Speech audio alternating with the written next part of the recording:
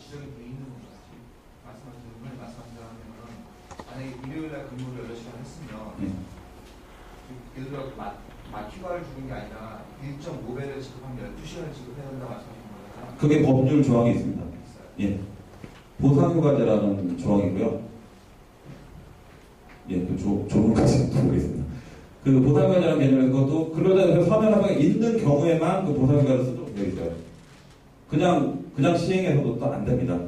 실제 예로 어떤 것들이 있었냐면, 연차휴가는 1년간 8월이나 출근하면 15개가 부여되고, 그 다음 연도에 15개 써야 되는데, 안 쓰면 그 다음 해에 수당이 발생되잖아요. 근데 보통 회사에서는, 야, 이번 달에 뭐 10개에서 5개가 남았는데, 12월 달에 바쁘니까 1월 달에 5개 써. 라고 해서 또 한 해를 넘겼는데, 노동부 근로감독을 들어와서 좀 타이트하게 보는 경우에는, 이미 그 원인 연도 말고 발생 연도, 그에 못 쓴 거는 그 다음에도 못 쓴다고 표현을 하고, 수당을 또 줄여줍니다. 실제 그런 명령이 나옵니다. 그래서 연차는 1년 만에 다 소진을 해야 돼요. 그 다음에 준 거, 그래서 회사에서 휴가 줬으니까 또 노동부에서 주라고 그러니까 입금하고 다시 또 이렇게 하면 되더라고요. 네. 그리고 이제 그런 서면합의서가 이제 몇 번 나왔죠. 뭐 보상휴가제도 그렇고요, 간접근로제도 그렇고요. 그래서 이 서면합의서가 이제 중요한 게 아마 뒤에 사례가 그 연차 유급휴가의 대체라는 부분이 이제 있는데, 보시면 특정 근로일의 연차휴가 대체, 여름휴가, 국경일, 명절 앞뒤 특정일 등 연차휴가로 대체할 수 있는지 여부를 해서 제일 밑에 박스를 보면 취업규칙 변경 절차를 거쳐 유급휴가의 대체를 취업규칙에 규정하고 있었다면 별도의 합의가 없더라도 연차휴가의 대체적은 유효하다. 즉 근로자의 서면합의 사항인데, 노동부에서 2000년도에 해석을 하면서 가능하다라는 해석을 하고 있습니다. 연차휴가, 유급휴가 대체가 그래도 서면합의가 없어도 취업규칙으로 적법한 절차를 거쳐서는 가능하다라고 해석하고 있습니다. 그런데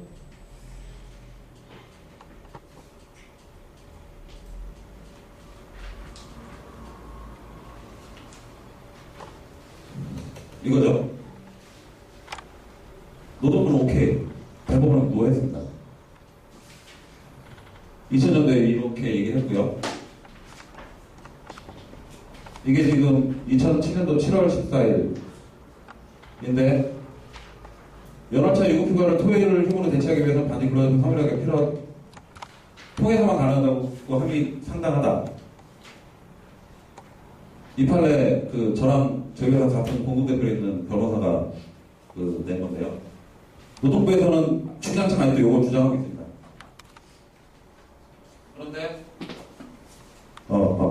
그런데 법원에서는 법에서 근로자 서면합의가 필요하다고 했으면 해라는 거예요. 그래서 연차휴가를 특정 근로일에 대체하기 위해서는 서면합의서가 꼭 필요합니다. 취업규칙 가지고 하시면은 나중에 이런 일 생깁니다.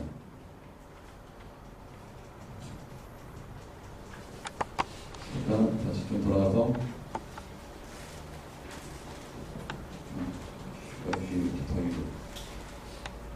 보상휴가, 여기가 이제 요거죠. 연장 휴일 근로를 임금직하는 가름하에 휴가를 주는 경우에 근로자 대표의 서면하기가 필요하다. 예, 요게 요 내용입니다. 보상휴가제. 그래서 요것도 규정이 되어 있어야 되고요. 8월 이상 출근하면 이제 연차휴가를 15일 줘야 되고, 요런 내용들은 이제 법상 내용 그대로 이제 보통 넣으셔도 무난합니다. 취업규칙에. 법상 내용을 그대로 이제 첨부하면 될 것 같고요. 이제 회사에서는 논란이 생긴 것 중에 하나가 입사일 기준으로 연차휴가를 부여할 것이냐, 아니면 회계연도 기준으로 부여할 것이냐. 제가 중소기업청에서 상담하다가 이거 물어보셔갖고 회계연도 기준으로 하고 싶은데 전화로 설명해 주세요. 와, 진짜 못하겠어요. 이거 전화로 숫자를 막 얘기하면요. 그리고 서류 왔다 갔다 해도 좀 그렇고요. 만나갖고 1시간 정도 설명하면 좀 이해를 해요. 이게 노동부 이제 규칙도 있고 그런데 기본적으로는 그렇습니다. 연차휴가를 평균연도 단위인데 부여하기 위해서는 부여하는 거하고 법대로 부여하는 거랑 퇴사할 때는 무조건 한번 재정산해야 돼요. 그러면 실은 앞에서는 어떻게 정산하든 별 무관할 수가 있습니다. 그래서 연차휴가는 그 여걸상으로 한다라고 규정하시고 이대로 쭉쭉 나가시다가 퇴사할 때는 꼭 한번 정산을 하세요. 그러시면 무난할 겁니다. 그렇게 또 규정을 써 놓으셔야 되고요. 우리 회사는 이렇게 됐으니까 이게 끝이다 라는 게 아니에요. 그게 어떤 때 생기냐면 예를 들어 13개월을 근무한 사람 이 5월 1일에 예를 들어 입사했다고 치면 이 사람은 회계연도로 도입하다 보면은 1년이 13개월 아니 누가 벌써 그건 제가 이제 사례를 가지고 나중에 연차휴가에 대해서 뭐 우리 헬로 인사나 아니면 또 기회가 있으면 연차휴가 같은 경우는 한 2시간 정도 강의해도 돼요. 연차휴가 친구에 대해서. 저희 연차에서요. 저희가 불법을 따르는 게 있는데 개선법 안 따르고요. 네. 근데 이번에 지급을 받을 때 그 월차는 자기들은 이제 상관하지 않고 연차만큼 얘기한다. 그래서 제가 연차 10개 주고 월차 10개 주잖아요. 3년 그럼 합치면 22개인데 개정법은 연차 10개잖아요. 근데 자기들 연차만 따기 때문에 미달이 되어서 지적이 됐거든요. 저희가 어떻게 해야 될지. 지금 말씀하신 부분이 노동법에 이제 여러 가지 원칙, 아까 얘기한 무노동 무임금 원칙도 있고요. 근데 유리 근로조건 우선 원칙이라는 게 있어요. 아까 근로기준법의 강행 규정이라서 합의를 무시하고 근로기준법을 끌어올린다고 했잖아요. 근데 근로기준법보다 더 좋은 건 근로기준법도 무시합니다. 지금 말씀하신 대로 월차 휴가는 이미 폐지가, 법에서 폐지가 됐는데 우리 회사에선 가지고 있으면 더 좋은 조건이니까 월차는 그대로 좋은 회사예요. 월차도 주는 회사. 근데 연차는 15일을 주라고 하는데 11분이 안 주잖아요. 그럼 다시 15개를 끌어올려요. 아까 15조에 대해서. 그러니까 회사는 22일을 줌에도 불구하고 그건 당신 회사가 좋은 회사이기 때문에 월차까지 주는 거고 연차는 안 줬다. 아까 얘기한 사례랑 비슷해요. 휴가를 1월달 넘어서 5개를 줬는데 수당 주라고 그래서 누가 휴가 주라고 그랬냐. 휴가는 니네가 준 거고 수당을 왜 안 줬냐. 법이라는 게 딱 재단하는 부분이 있습니다. 그래서 그 연차휴가 같은 경우는 그 법이 개정될 때 사규를 바꿔야 되는 이유 중에 하나 그런 거예요. 안 바꾸면 근로자한테 유리한 건 유리한 대로 가고 불리한 건 다시 법으로 끌어올리고. 그럼 월차도 연차라고 명칭만 바꿔버리면 문제가 안 되나요? 월차를 연차라고 아까 불이익 변경이기 때문에 일단은 절차를 꼭 밟으셔야 되고요. 그리고 그렇게 하더라도 그러니까 연차 12개와 연차 10개를 준다? 이렇게요? 월차. 월차 없애야 되니까. 그죠? 말만 바꿔야 되니까. 근데 그렇게 그것보다는 다시 만드세요. 예. 월차는 삭제하고 연차는 재규정한 게 맞습니다. 저희 단체협약에서 임금하고 이게 대체한 거가 아니었어요. 몇 년 전에? 그렇죠. 임금을 안 하면서 그대로 가겠다 해서 바꾸거나 쉽지가 않아요. 그러면은 못 바꾸겠네요. 네. 그 월차는 결국 가야 될 것 같습니다. 그리고 연차는 연차대로 또 주셔야 됩니다. 해양법 위반이기 때문에.